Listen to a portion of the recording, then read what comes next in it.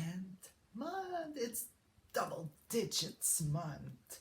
First month of the double digits. The 10th month on hormones for Elizabeth already. And I say already because I don't know if it's because of the pandemic, but it's been a fast 10 months. Yeah, it's been going pretty fast when the effects started to kick after to really kick after the first few months.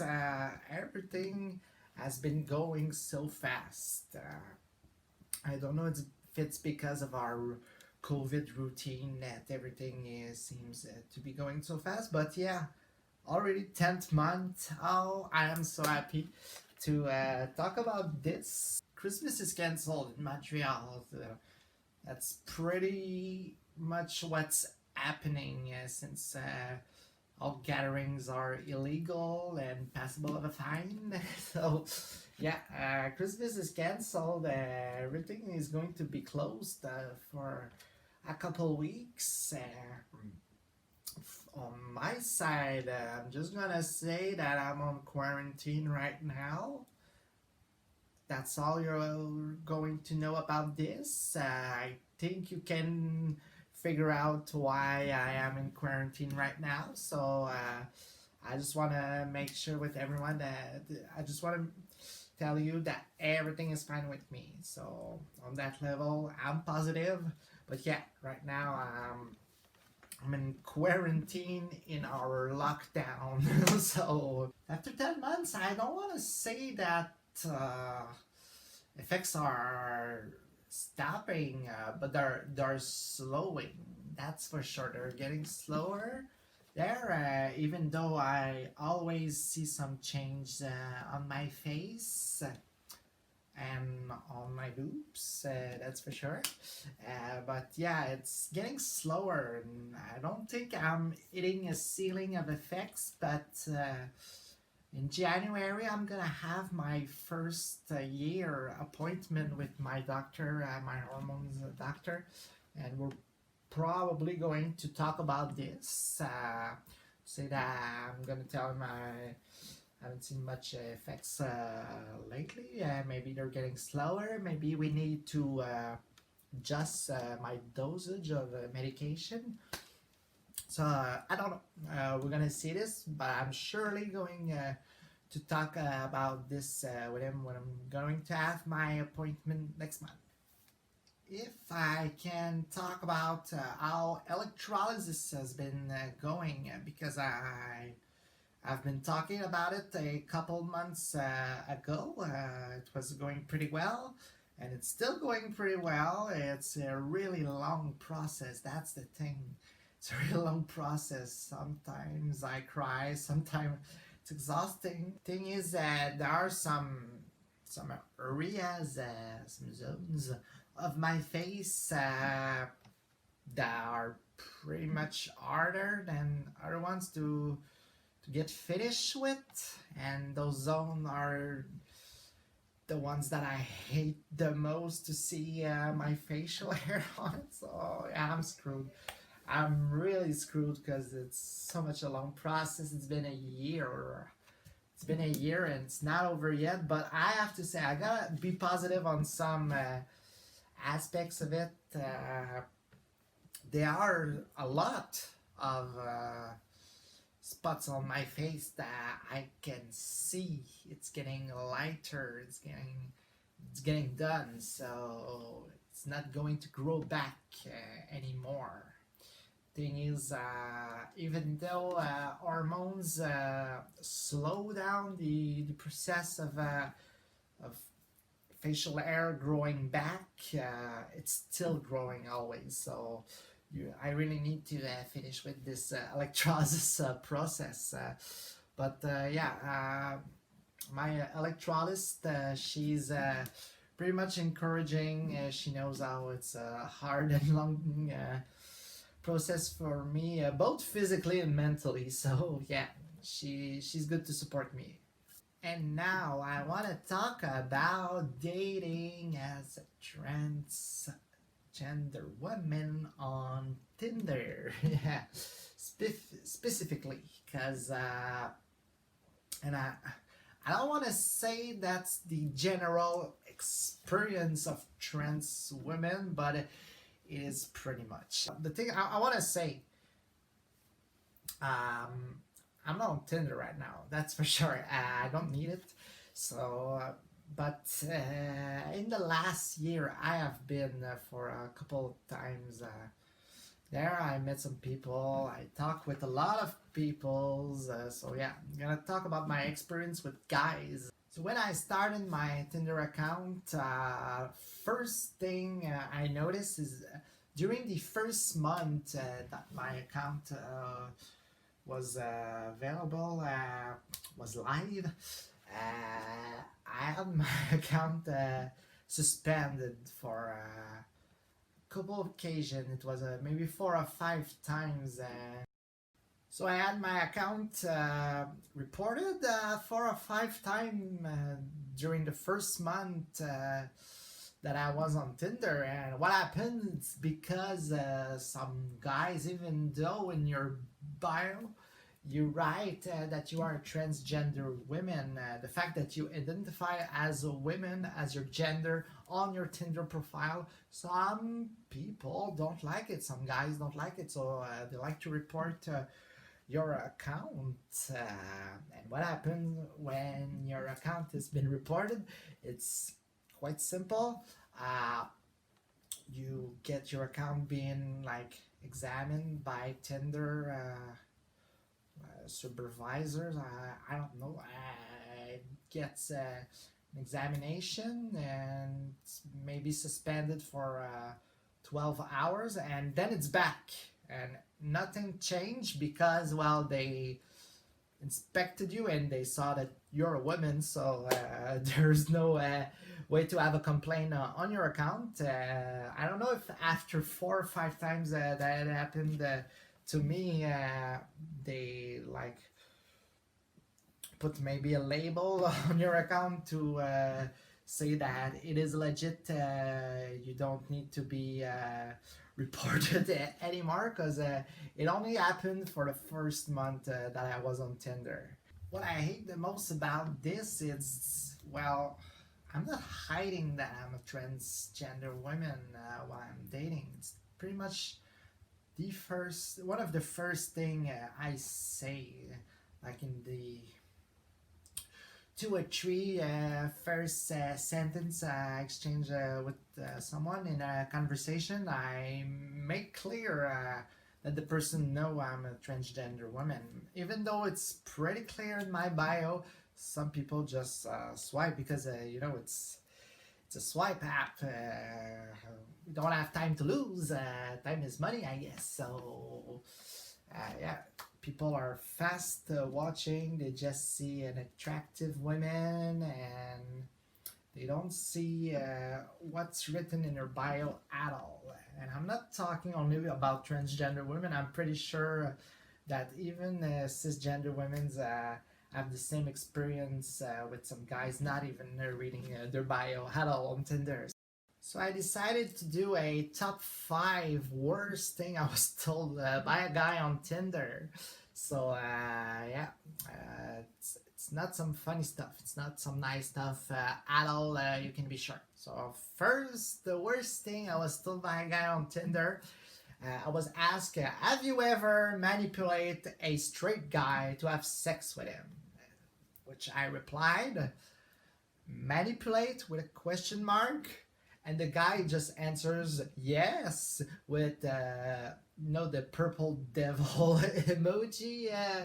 First of all, there is no gay guy who is attracted by other guys.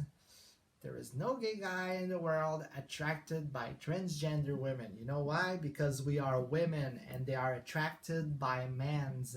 So that's not hard to understand in my mind, but a lot of cisgender straight guys seems to be scared about their attraction for us.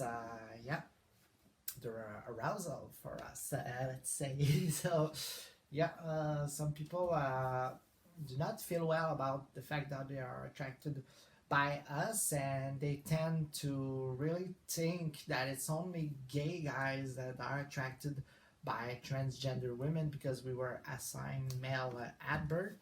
The thing that I hate about this is the manipulate part of it. Like, it's always about us being traps, hiding the fact that we're transgender women to have sex with straight guys when we are like no transgender women's try to manipulate anyone. Well, for my experience, like I told you earlier, I'm pretty much honest with everyone that I date about the fact that I'm a transgender woman. So yeah, the problem is people. Well, straight guys are scared of being lied, cheated, because in movies and TV shows, that's how they show you that transgender women sometimes act. Not today, but back then, the first impressions some guys had of transgender women, it was this trap, this hiding, this secret, the revelation. That the woman is a transgender woman. It's like the plot of a movie sometimes, and it doesn't give us the impression that we should have. No, people should not have this bad impression of us, and that's really bugging me because I've been honest about my transition for my personal experience. I've been honest every time. I'm not hiding at all that I'm transgender woman, so I don't understand those guys thinking that it's always about manipulating and hiding stuff when all that we want is to have a happy and safe life. The second worst thing I was told by a guy on Tinder. So someone was matching with me, a guy, he matches with me, and the first thing he tells me is, "Bro, you're a dude." Wow. Because I am assigned male at birth, you want to make me know that for your personal opinion, your personal opinion is that I am not a woman because I was assigned male at birth. So the fact that I'm a transgender woman is something you do not care because you are transphobic. I must say, what you are telling me is not, "Bro, you're a dude." You are saying to me, "Hello, I am transphobic." So that's an automatic flush. How do you want me to reply to anything like that? Like, the guy is so mean, so evil. Maybe like he matches with transgender women's to put in their face that they were assigned male at birth, that they are transgender. I really don't get the point with some people. Okay, third thing, third worst thing I was told by a guy on Tinder. So, first I talked with a guy, and it was maybe half an hour in our conversation. It was going pretty well. He seemed like a nice guy, and then he asked me, "Wow, you must find yourself lucky that a straight guy is interested by you. Is it that he's attracted by you or interested, whatever?" Like, once again, the straight and gay guy thing. If your sexual orientation is something really important for you, so don't worry. If you are a guy attracted by transgender women, you can identify as a straight man because we are women. Don't be afraid to be identified as gay because it's not the case. And second of all, what the hell is this guy thinking by telling me that I must find myself lucky to have a guy interested by me. First of all, get in line, dude. I'm sorry. There are so much straight guy writing to me on Tinder. You are not the first one. You're not the last one. So first, get in line, and second of all, it's that what bugs me again is that thinking that men are somewhat superior to us. Yeah, that thinking that they are reaching down to us. Like you must find yourself lucky that I chose you. I'm reaching down as a straight guy. I'm reaching down to you transgender women because I find you attractive. So yeah, it's weird to think how it's the toxic masculinity. It's those guy thinking they are the supreme leader, that they are kings, that they are better than everything. It's the big problem of our society. Fourth worst thing I was told by a guy on Tinder, and this one I'm surprised that it's still happening in 2020, that some people are asking this. You're going to understand that this guy, well, we talk a bit. I'm making sure he knows that I'm a trans woman. I tell him, and what he answers me is pretty weird because he tells me, "Oh, I have absolutely no problem with that, but just to be sure, what is trans? What does trans means?" Okay, you just failed right there. You just lied. Well, because you cannot say that you are okay with this if you don't know for sure what a transgender person is. And I'm surprised, and I'm surprised, I must say, because even if you think that it means transsexual still in 2020, when it's actually transgender, the term that is appropriate. You must have heard trans in your life. You must have some knowledge about this a little bit. Whatever your opinion about us is, just the knowledge of our existence, the fact that some people have no knowledge of our existence is making me insane in my mind sometimes. Yeah, but yeah, that's still a thing. Some people have to be explained what trans means. Instead, I think they should do their homeworks a little bit, have a little bit more knowledge about the different and fantastic kind of people you can meet on Tinder, like us transgender people. And the fifth, the worst thing I was told by a guy, I was asked by a guy on Tinder, and you gotta see, it's the worst thing that we transgender people can get asked about because it's so private, it's so intimate. Of course, a couple of guys had to ask me, "Do you still have your penis? Did you have the surgery?" There's a lot of different ways to ask us this, but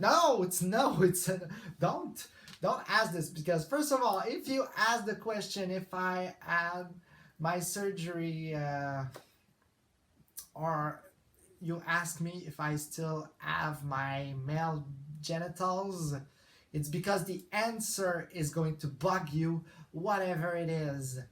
Whenever I say I still have a male genitalia, or I tell you that I had gender confirming surgery and I have a vagina now, whatever the answer is, I think it's going to bug you, because the problem you have is the fact that I am a transgender woman and you have problems with that. It's okay if you don't want to date me, but don't be sure for your personal experience, for your let's say happiness, so that you're comfortable, you feel safe. Uh, yeah, for all of those things, that is why you ask us this thing. It's for you. I get it, but I'm pretty sure that whatever the answer that I'm going to get you, it's going to bug you. So, yeah, and it's so personal. That's the thing. It's always about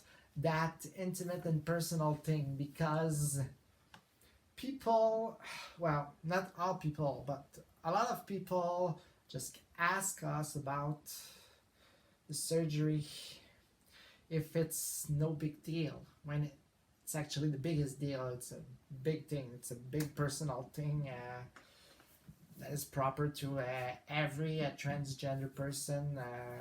It regards only yourself, and people think it's no big deal. It's like asking someone if he is looking to change his car for a new one in the next year or something. Yeah, like it's no big deal, but no, people have to respect this intimacy, this private part of our transition. It's something that's very important to respect.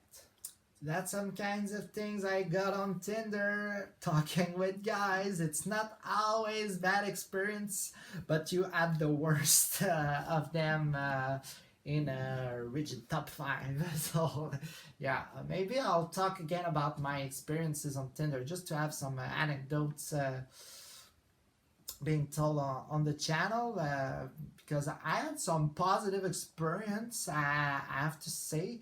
Yes, but it's mostly bad experiences, I have to be honest, and I'm pretty happy that I don't need Tinder right now. So, yep. So that's it. That was the crazy stuff about Tinder, and it was the 10th month. Once again, I cannot believe we are already at the 10th month of this channel.